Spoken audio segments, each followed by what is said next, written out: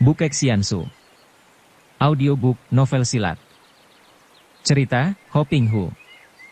Bab 41. Siapakah mereka? Lin Moi. Persahabatan antara Te Kuat Lin dan Kiamo Chai Li telah menjadi sedemikian eratnya sehingga mereka saling menyebut Moi Moi dan Cici. Mereka? Kuat Lin menjawab dan mukanya masih pucat.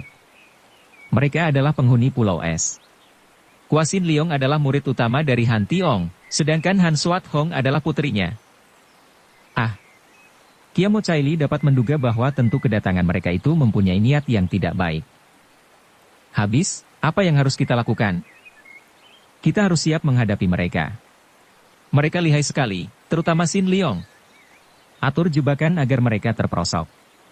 Kalau sampai mereka berhasil menerobos ke sini, berbahaya sekali, kata Kuat Lin, masih tetap takut. Wah, Ibu.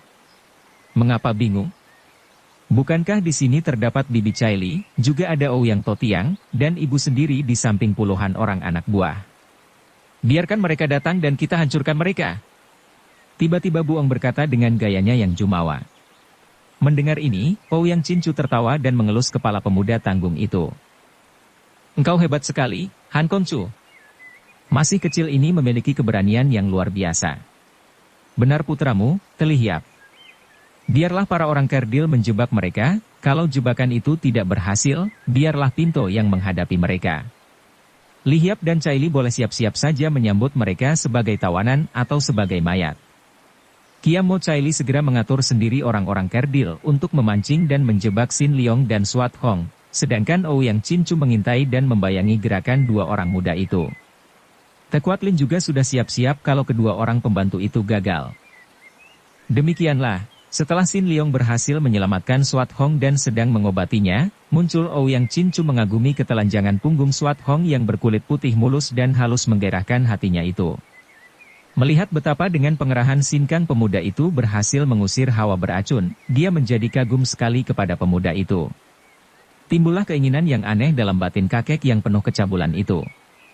Berahinya yang tadi bergolak hanya dengan melihat punggung yang putih mulus dari Suat Hong itu kini berubah. Dia dapat melihat bahwa pemuda dan pemudi di dalam gua itu masih murni, maka timbullah keinginannya menyaksikan mereka itu bermain cinta. Memang demikianlah, kecabulan bukan hanya keinginan untuk berjinah sendiri dengan orang yang menimbulkan berahinya, melainkan juga dapat berbentuk keinginan untuk menyaksikan orang lain bermain cinta. Hal ini juga timbul karena kekagumannya menyaksikan pemuda itu sanggup mengusir hawa beracun dengan sinkang, tanda bahwa pemuda itu merupakan lawan tangguh. Jika dia berhasil menggunakan sihir dan guna-guna untuk membuat pemuda itu jatuh, tentu dalam keadaan seperti yang dikehendakinya itu, akan mudah saja menawan dua orang muda yang agaknya ditakuti oleh Te Kuat Lin itu. Bagaikan bayangan setan saja, kakek itu menyelinap di balik batu dan tak lama kemudian tampak asap mengepul dari 3 batang hio, dupa, yang menyebarkan bau harum, sedangkan kakek itu sendiri sudah duduk bersila. Kedua lengan diluruskan ke depan, ke arah muda-mudi itu dan sepasang matanya terbelalak memandang seperti sepasang mata setan. Ilmu sihir yang dipergunakan oleh Ouyang Cincu adalah ilmu hitam yang dikuasainya dengan latihan-latihan yang berat dan mengerikan. Di dalam ilmu ini terkandung kekuasaan mujizat yang hanya dikenal oleh mereka yang memuja setan iblis dan segala roh jahat yang mereka percaya ditambah dengan kekuatan dari tenaga sakti, sinkang, dan latihan yang tekun, dicampur dengan bermacam mantra yoga. Untuk melatih kekuatan matanya, bertahun-tahun Ouyang Cincu bertapa menghadapi dupa membara sampai kekuatan pandang matanya dapat membuat api membara di ujung dupa itu membesar atau mengecil, mengepulkan asap atau tidak menurut kehendak pikiran yang disalurkan melalui pandangan matanya yang tajam itu. Kini, dibantu dengan bau asap dupa yang harum dan aneh, dia mulai menjatuhkan sihirnya, matanya memandang dengan pengaruh yang amat dahsyat, bibirnya berkemak-kemik membaca mantra. Mula-mula Suat Hong yang terpengaruh hawa mujizat itu. Hal ini tidaklah mengherankan karena tentu saja Sin Liong memiliki daya tahan yang jauh lebih kuat dibandingkan dengan sumoinya, juga memang sebelumnya Suat Hong sudah tersiksa oleh perasaannya sendiri, perasaan mesra yang aneh yang sejak tadi menyelinap dan mengaduk hatinya ketika merasa betapa telapak tangan suhengnya menyentuh punggungnya. Karena memang sudah timbul perasaan wajar dari seorang gadis yang normal dan sehat, terdorong oleh rasa cintanya kepada suhengnya itu. Maka tidaklah mengherankan ketika diserang oleh kekuatan sihir, Swat Hong mudah sekali terkena. Dia mengeluh dan merintih lirih, tubuhnya gemetar semua, mukanya berubah merah seperti dibakar, napasnya terengah-engah, kedua tangannya mengepal dan dia tidak peduli lagi bajunya yang tadi ditahan dengan tangan di bagian depan dadanya, merosot dan terbuka. Setelah gelisah bergerak ke kanan-kiri, kemudian dia menoleh, memandang kepada suhengnya yang masih duduk bersila dengan muka menunduk dan mata terpejam. Suheng.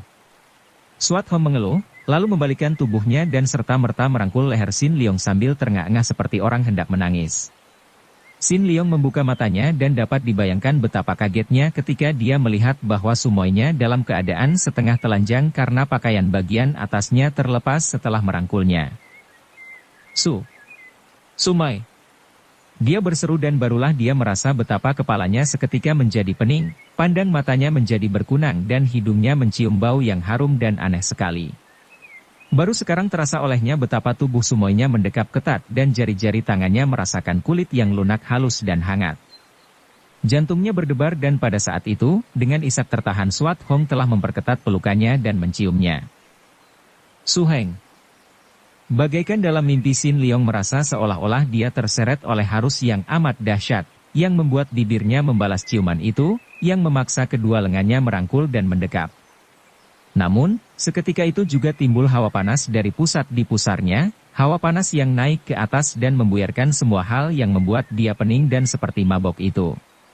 Memang pada dasarnya Sin Leong adalah seorang anak yang ajaib, yang sama sekali tidak pernah dipermainkan oleh lamunan yang bukan-bukan, yang bersih sama sekali, kebersihan yang khas dan wajar, tidak dibuat-buat dan memang pada dasarnya dia memiliki kekuatan batin yang tidak lumrah manusia biasa. Maka begitu dia terserang oleh sihir yang amat mujizat, biarpun dia sendiri belum tahu bahwa ada orang jahil yang mempermainkannya, namun secara otomatis kebersihan hatinya telah meninggalkan hawa panas menolak kekuasaan asing yang kotor itu. Begitu hawa panas naik dan membuyarkan pengaruh jahat, seperti baru terbuka mata pemuda itu. Baru tampak olehnya kepulan asap yang harum, keadaan Swat Hong yang tidak wajar. Seketika tahulah dia bahwa keadaan ini bukan sewajarnya dan pasti dibuat oleh seorang yang jahat. Begitu telinganya menangkap suara gerakan dari kiri, dia cepat menengok dan tampaklah olehnya seorang kakek tua yang duduk bersila dan meluruskan kedua lengannya ke arah mereka, dan dari kedua lengan itu, juga dari kedua matanya, menyambar tenaga mujizat ke arah mereka. Lengking yang panjang dan nyaring dahsyat dan mengandung getaran tenaga sakti dari dalam pusarnya, keluar dari mulut Sin Leong dan dia sudah meloncat berdiri. Lengkingan yang dahsyat itu menyebar getaran yang sedemikian kuatnya sehingga kekuatan sihir yang dipergunakan Ouyang Chin Chu buyar sama sekali, bahkan tubuh kekek itu tergetar. Swat Hong juga terbebas dari cengkeraman sihir itu, dia menjadi pucat sekali, terbelalak, mengeluh perlahan lalu terguling roboh, pingsan. Dapat dibayangkan betapa kaget rasa hati Ouyang Chin Chu ketika dia sedang menikmati hasil ilmu sihirnya, melihat betapa muda-mudi itu sudah mulai terpengaruh, tiba-tiba pemuda itu mengeluarkan suara melengking sedemikian dahsyatnya sehingga dia merasa betapa jantungnya seperti akan copot. Melihat betapa pengaruh sihirnya buyar, dia segera bangkit berdiri.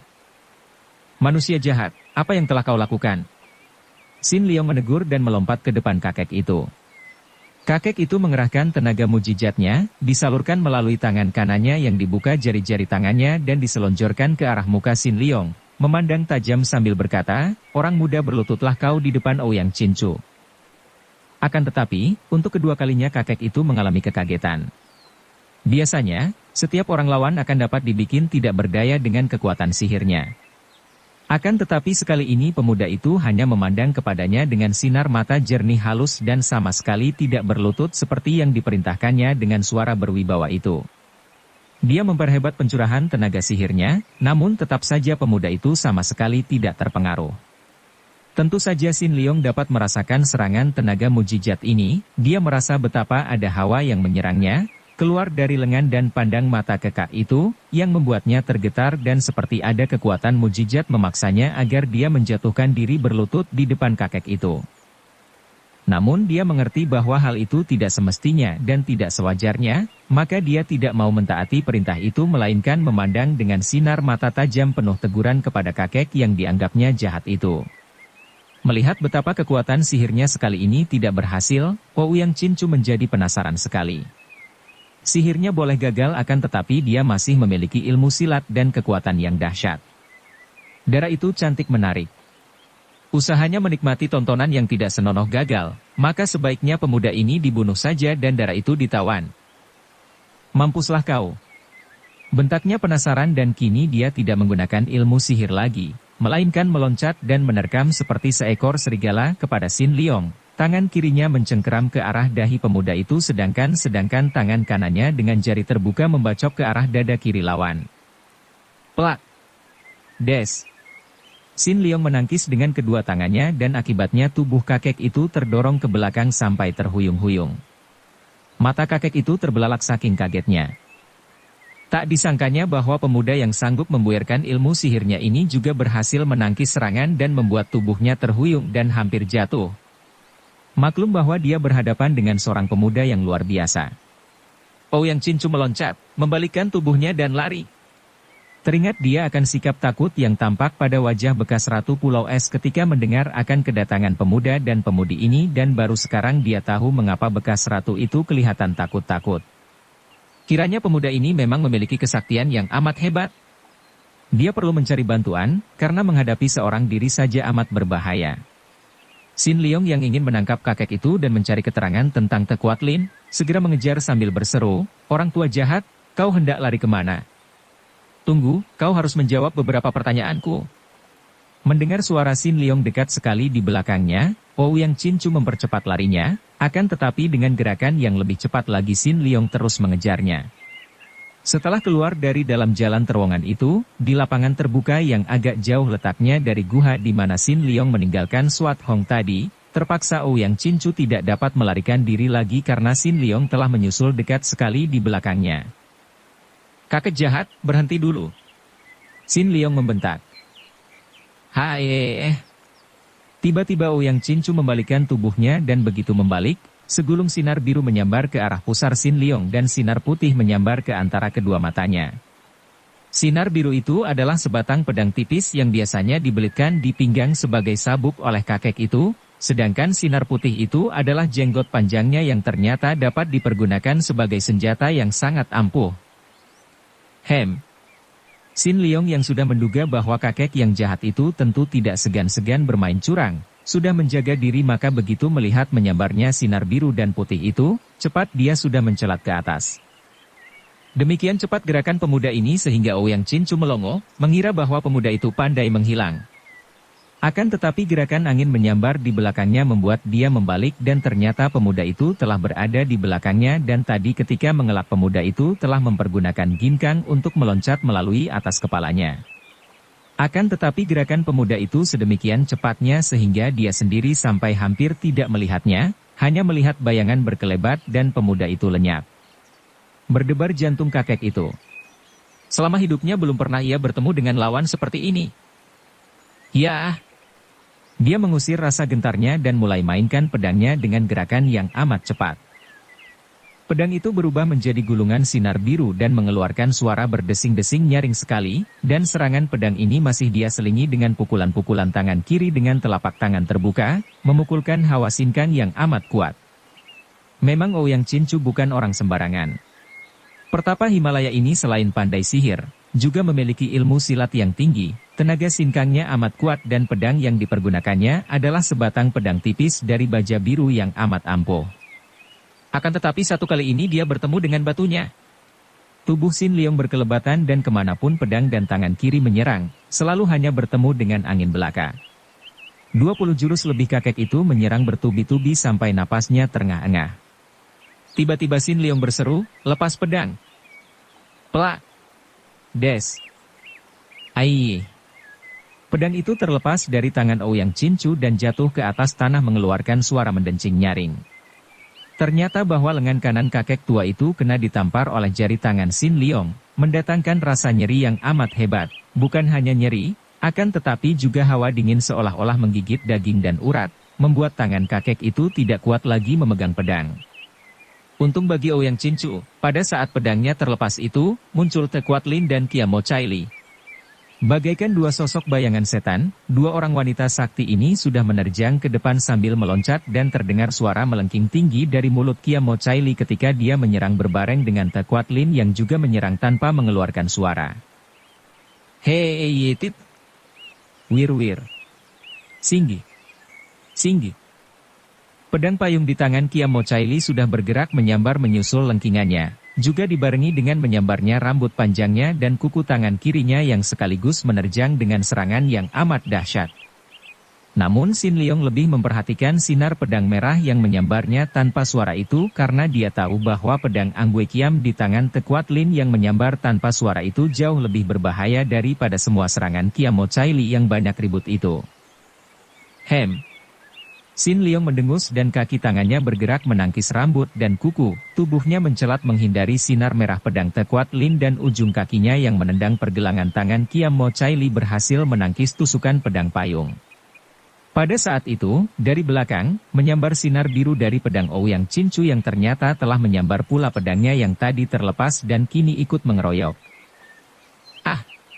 Sin Leong berseru, membiarkan pedang lewat dekat sekali dengan lehernya karena dia memang sengaja berlaku lambat dan begitu pedang lewat, jari tangannya menyentil, kuku jari tangannya bertemu batang pedang biru itu. Tringgit. Au. Untuk kedua kalinya, pedang biru itu terlepas dari pegangan tangan Ouyang Cincu dan kini melayang jauh dan lenyap ke dalam semak-semak. Te Kuat Lin dan Kia Mo Chai Li sudah menerjang lagi, akan tetapi Sin Leong meloncat jauh ke belakang, lalu berkata kepada Te Kuat Lin, "Subo, tunggu dulu." Suaranya halus akan tetapi penuh wibawa sehingga tanpa disadarinya sendiri, Kia Mo Chai Li menghentikan gerakannya, memandang kepada pemuda itu dengan sinar mata penuh cahaya kagum. Otomatis hatinya tergerak melihat pemuda yang luar biasa ini, pemuda yang wajahnya mengeluarkan cahaya lembut, sedikit pun tidak membayangkan kekerasan dan yang memiliki sepasang mata yang aneh dan indah. Bocah kurang ajar. Engkau masih ingat bahwa aku adalah Subomu, ibu gurumu, bentak Te Kuat Lin dengan suaranya menyindir untuk menutupi guncangan hatinya. Subo adalah istri Suhu, mana Tecu berani kurang ajar? Kedatangan Tecu bersama Sumoy adalah untuk memenuhi pesan Suhu.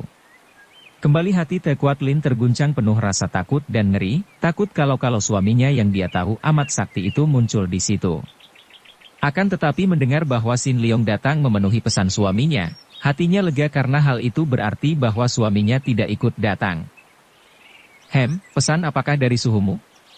Sin Leong yang memang berwatak polos dan tidak suka menyembunyikan sesuatu di dalam hatinya, berkata lantang, Subo, Suhu minta agar supaya semua pusaka Pulau Es yang Subo bawa pergi, diserahkan kembali kepada Tecu untuk Tecu kembalikan ke Pulau Es. Mendengar permintaan ini tanpa menjawab lagi Te Kuat Lin lalu menggerakkan pedangnya dan mengirim serangan langsung yang amat dahsyat.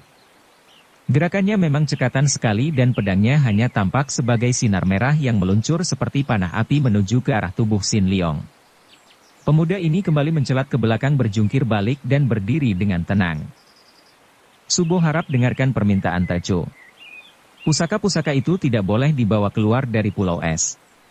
Tecu tidak suka melawan Subo, akan tetapi kalau Subo tidak mengembalikan pusaka-pusaka itu, terpaksa Tecu. Hei, mampuslah, bentak Te Kuat Lin dan tubuhnya sudah melayang ke depan dengan cepat seperti seekor burung Garuda terbang menyambar, didahului oleh sinar merah pedang Anggue Kiam di tangannya.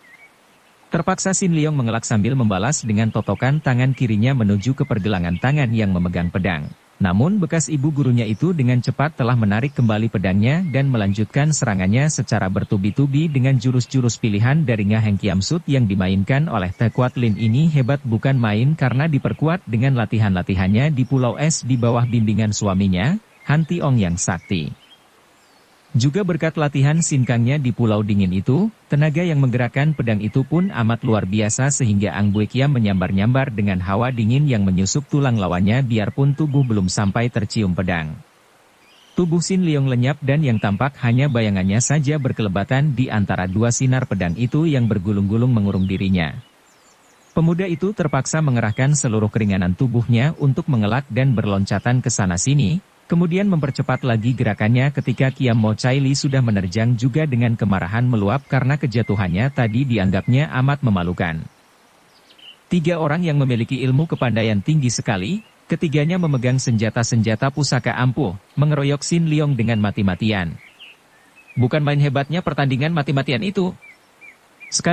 Baru sekali inilah, Xin Liong benar-benar diuji semua hasil jerih payahnya mempelajari ilmu silat tinggi di Pulau Es.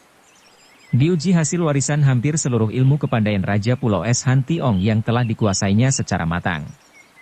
Dengan tangan kosong saja dia menghadapi serbuan maut yang dilancarkan secara bertubi-tubi oleh 3 orang lawan yang sakti itu. Sebelumnya, dengan tingkat kepandaian Xin Liong yang sudah luar biasa tingginya, sukar lagi diukur sampai di mana tingkatnya, dengan mudah dia dapat mengikuti semua gerakan 3 orang lawannya dan karena itu dia dapat menghindarkan diri dari semua serangan. Dengan ilmunya mengenal semua dasar gerakan ilmu silat yang dipelajarinya dari kitab kuno Intisari Gerakan Silat, sekali pandang saja dia dapat mengetahui perkembangan gerakan lawan dan bahkan dengan mudah dapat menirunya. Akan tetapi ada 2 hal yang penting yang membuat dia repot juga menghadapi pengeroyokan 3 orang lihai itu. Pertama, harus diakui bahwa biarpun tingkat ilmu silatnya lebih tinggi dan dia memiliki dasar lebih kuat dan lebih bersih sehingga sinkangnya kuat sekali, namun dia kalah matang dalam latihan. Usianya masih terlalu muda dan dia belum mengalami banyak pertandingan, apalagi melawan orang-orang yang ahli, tidak seperti 3 orang pengeroyoknya yang telah mempunyai pengalaman banyak sekali dalam pertandingan silat. Kedua, dan ini merupakan kenyataan yang paling hebat, adalah bahwa Xin Liong memiliki dasar watak yang halus budi dan penuh belas kasihan. Wataknya ini membuat dia tidak tega menjatuhkan pukulan maut, apalagi membunuh lawannya.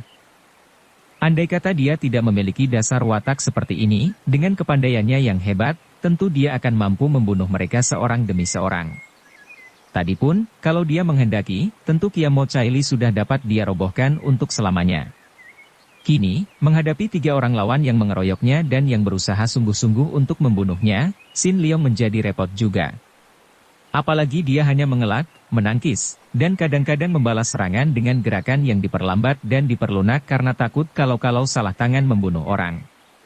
Dengan demikian, dia lebih banyak diserang daripada balas menyerang. 100 jurus telah lewat dan pemuda yang luar biasa ini belum juga dapat dikalahkan oleh para pengeroyoknya. Hal ini membuat mereka bertiga menjadi penasaran, marah dan malu sekali. Biarpun di tempat itu tidak ada orang lain kecuali para anak buah mereka yang kini mulai bermunculan dan mengurung tempat itu, orang-orang Katai dan juga para anak buah Rawa Bangkai. Namun 3 orang itu tentu saja merasa malu bahwa mereka bertiga maju bersama dengan senjata lengkap sampai 100 jurus tidak mampu membekuk atau menewaskan seorang pemuda yang bertangan kosong. Tekuat Lin yang selama ini merasa bahwa dia tidak menemukan tandingan, biarpun tahu betapa lihainya murid bekas sumonya ini, namun dia telah dibantu oleh 2 orang pandai dan belum juga dapat menang, maka dia merasa penasaran sekali. Kiamo Caili yang selama ini terkenal sebagai datuk kaum sesat yang lihai, selama hidupnya baru sekali ini dia mengeroyok seorang pemuda dengan 2 orang teman yang kepandaiannya lebih tinggi dari dia sendiri, maka dia pun penasaran. Terutama sekali Ouyang Chinchu. Sebelum ini sukar membayangkan bahwa dia, yang memiliki ilmu-ilmu luar biasa, akan mengeroyok seorang pemuda seperti itu. Hal ini benar-benar menyakitkan hati dan menghancurkan kebanggaan hati mereka akan ilmu kepandaian mereka masing-masing yang sudah terkenal di dunia Kang Ou. Pemuda setan, mampuslah! Ouyang Chinchu berteriak keras, pedang birunya untuk kesekian lainnya menyambar ganas ke arah leher Xin Liong, sedangkan tangan kirinya mencengkeram ke arah perut. Pada saat itu, Xin Liong baru saja menyingkirkan pedang di tangan Tekuat Lin yang menyambar kakinya dengan cara menendang pergelangan tangan bekas ibu gurunya itu sehingga Tekuat Lin terpaksa menarik kembali pedangnya dan meloncat ke samping. Hiat! Kiamo Caili yang sudah memuncak kemarahannya itu pun membarengi serangan Ouyang Chinchu dari belakang, kukunya mencengkeram ke arah punggung Xin Liong sedangkan pedang payungnya berputar-putar mengancam tengkuk. Dalam detik berbahaya itu Xin Liong maklum akan datangnya ancaman maut dari depan dan belakang. Tiba-tiba dia berteriak, tubuhnya melesat ke atas dan tak dapat dicegah lagi, pedang payung bertemu dengan pedang biru. Ceringgig. Pada saat itulah Xin Liong yang mencelat ke atas itu bergerak cepat bukan main, tubuhnya sudah berjungkir balik, menukik turun dan kedua tangannya menyambar seperti sepasang garuda. Plak! Plak! Ouyang Chinchu dan Kiamo Caili mengeluh. Kakek itu terhuyung dan memuntahkan darah segar, sedangkan Kiamo Caili terguling-guling, kemudian meloncat berdiri dengan muka pucat. Baju di pundak kedua orang sakti ini robek terkena tamparan tangan Sin Leong. Bersambung ke bab 42. Dukung kami dengan subscribe, follow, like, komen dan share. Terima kasih.